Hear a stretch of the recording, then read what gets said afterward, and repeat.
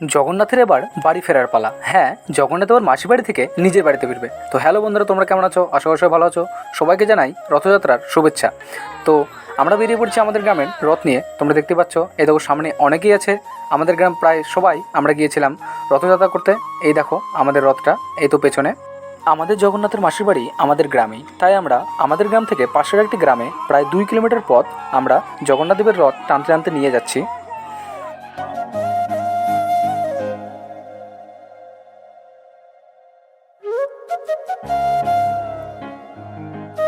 আমাদের জগন্নাথ দেবের বাড়ি আর মাসির বাড়ি যেহেতু গ্রামেই, তাই আমরা গ্রাম থেকে বের হয়ে রাস্তা দিয়ে যাত্রা করে আবার গ্রামের দিকেই রাস্তা ধরে ফিরে আসছি।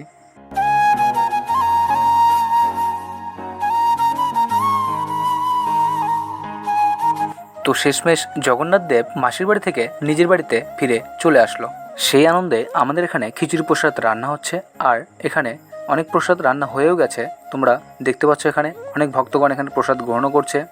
এটা আমাদের মন্দির, আর এখানেই আমাদের জগন্নাথ দেবের নিজের বাড়ি।